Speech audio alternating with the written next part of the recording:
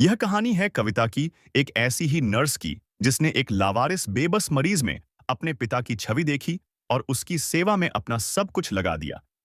उसे नहीं पता था कि वह मरीज कौन है, कहां से आया है। पर ठीक एक महीने बाद जब उस मरीज का अरबपति बेटा विदेश से लौटा, तो उस सरकारी अस्पताल में जो हुआ, उसने दौलत और इंसानियत के बीच की हर दीवार को गिरा दिया। तो चलिए, कविता की इस निस्वार्थ सेवा और उसके अविश्वसनीय परिणाम की इस कहानी को महसूस करते हैं। दिल्ली का सबसे बड़ा सरकारी अस्पताल।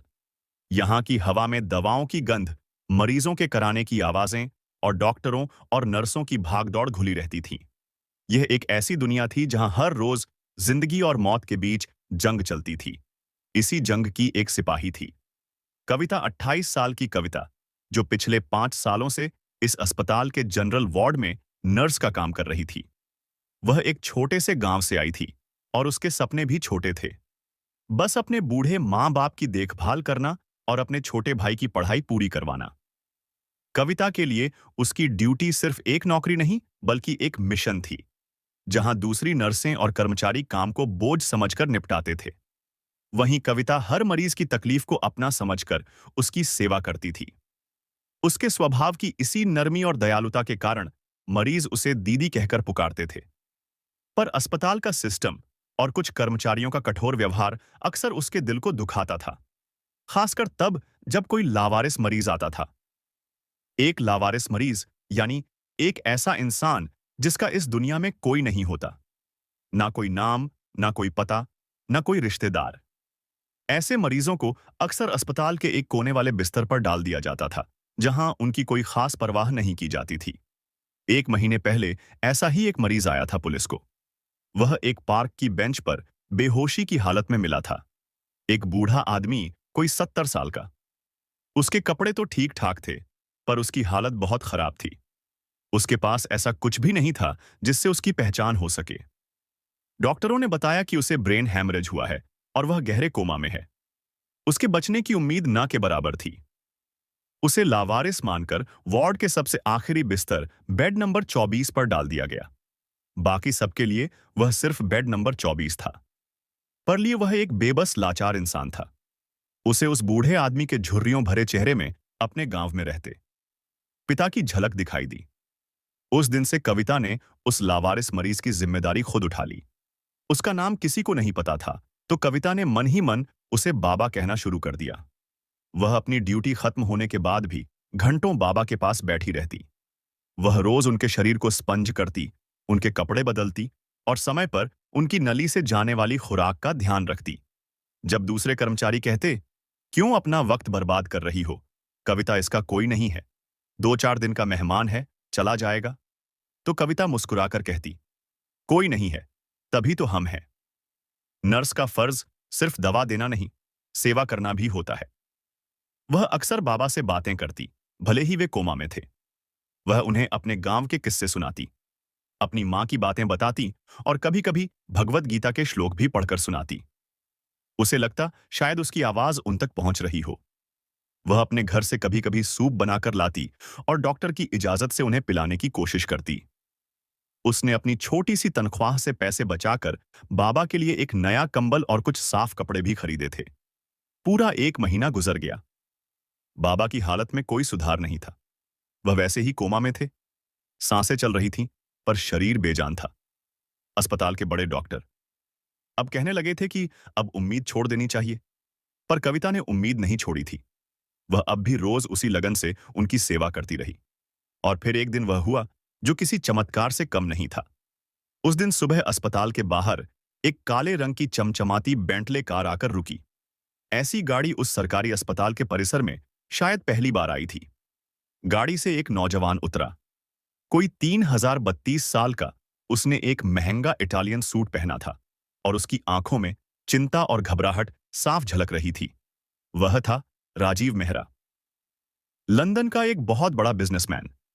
भारत के टॉप उद्योगपतियों में से वह भागता हुआ अस्पताल के रिसेप्शन पर पहुंचा। उसने अपने फोन से एक तस्वीर दिखाते हुए पूछा, क्या यह आदमी यहां भर्ती है? इनका नाम रामनाथ मेहरा है। ये पिछले 1 महीने से लापता हैं। रिसेप्शनिस्ट ने तस्वीर देखी और रजिस्टर में नाम ढूंढने लगी। नहीं सर, इस नाम का कोई मरीज यहां नहीं है।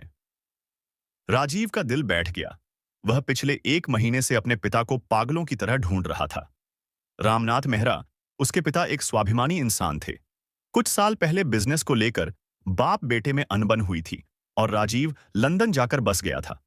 पर वह अपने पिता से बहुत प्यार करता था। जब उसे उनके लापता होने की खबर मिली, तो वह सब कुछ छोड़कर भारत आ गया था।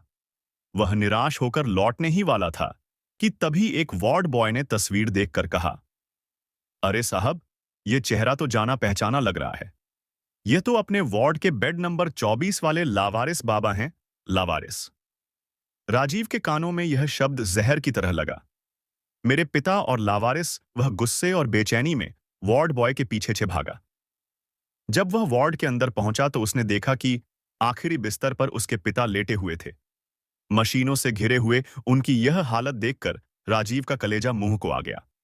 उसके पिता, जो हमेशा अपनी शान और रुतबे के लिए जाने जाते थे, आज इस हालत में एक लावारिस की तरह पड़े थे।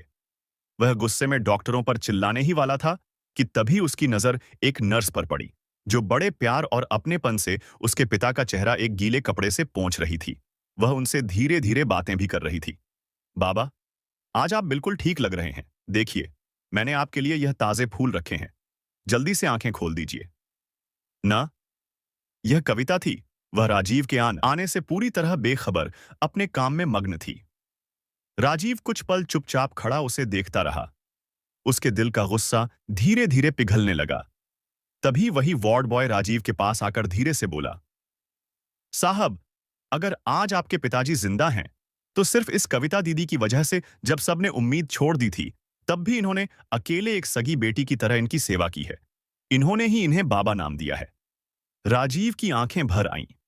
वह धीरे धीरे चलकर कविता के पास पहुंचा। कविता ने किसी को अपने पीछे खड़ा महसूस किया, तो मुड़ी एक अनजान अमीर आदमी को अपने इतने करीब देखकर वह थोड़ी सहम गई। जी कहिए। राजीव ने हाथ जोड़ लिए। मेरा नाम राजीव मेहरा है, और यह लावारिस मरीज, जिन्हें आप बाबा कहती हैं, ये मेरे पिता हैं, श्री रामनाथ मेहरा। कविता की आंखें आश्चर्य से फैल गईं। क्या? आपके आपके पिता? तो आप इतने दिनों से कहां थे? उसकी आवाज में शिकायत और गुस्सा था। राजीव ने नजरें झुका ली। मैं लंदन में था। मुझे आज ही इनके यहां होने का पता चला। मैं जानता हूं मुझसे बहुत बड़ी गलती हुई है, पर मैं आपका एहसान कैसे चुकाऊं? आपने मेरे पिता के लिए जो किया। कविता ने उसे बीच में ही रोक दिया। एहसान कैसा साहब? यह तो मेरा फर्ज था। मैंने कोई बड़ी बात नहीं की।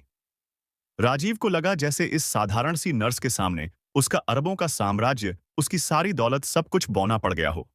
उसने फौरन अपने फोन से देश के सबसे बड़े प्राइवेट अस्पताल में बात की और एक एयर एम्बुलेंस का इंतजाम करने को कहा। फिर वह कविता की ओर मुड़ा। कविता जी, मैं अपने पिता को यहां से ले जा रहा हूं, पर जाने से पहले मैं आपके लिए कुछ करना चाहता हूं। उसने अपनी चेकबुक निकाली और एक बड़ी रकम का चेक काटकर कविता को देने लगा। यह मेरी तरफ से एक छोटी सी भेंट है। कविता ने हाथ पीछे कर लिए। माफ कीजिएगा साहब, मैं ये नहीं ले सकती। मैंने जो भी सेवा की, वह पैसों के लिए नहीं की थी। राजीव ने जोर दिया। पर मैं अपने मन की शांति के लिए यह करना चाहता हूं। कविता ने दृढ़ता से कहा। अगर आप सच में कुछ करना चाहते हैं, तो बस यह दुआ कीजिएगा कि बाबा जल्दी ठीक हो जाएं।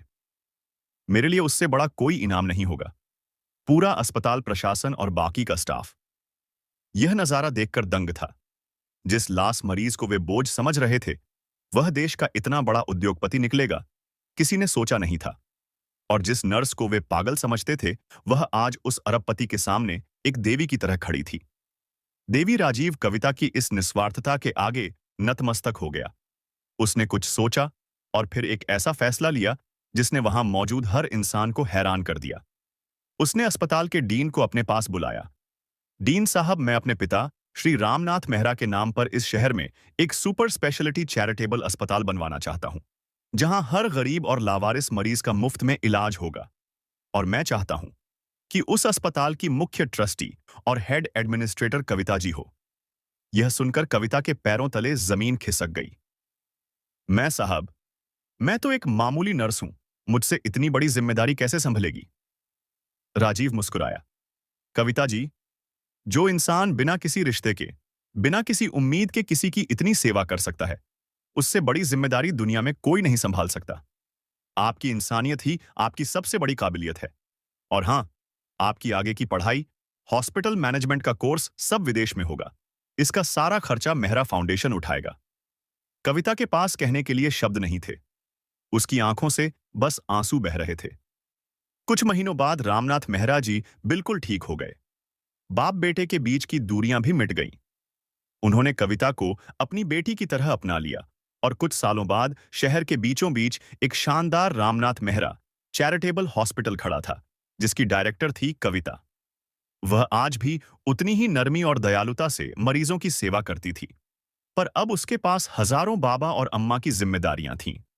तो दोस्तों, ये कहानी हमें सिखाती है कि निस्वार्थ भाव से की गई सेवा कभी बेकार नहीं जाती। ऊपर वाला आपकी नेकी को देख रहा होता है और वह सही समय पर सही तरीके से उसका फल जरूर देता है। इतना देता है कि आप कल्पना भी नहीं कर सकते। अगर कविता की इस कहानी ने आपके दिल में भी इंसानियत की एक छोटी सी लौ जलाई है, तो इस वीडियो को लाइक करें। कमेंट में बताएं कि आपको कविता के बारे में सबसे अच्छी बात क्या लगी। इस कहानी को ज्यादा से ज्यादा शेयर करें ताकि सेवा का यह भाव सब तक पहुंचे। और ऐसी ही और प्रेरणादायक कहानियों के लिए हमारे चैनल को सब्सक्राइब करना ना भूलें। शुक्रिया।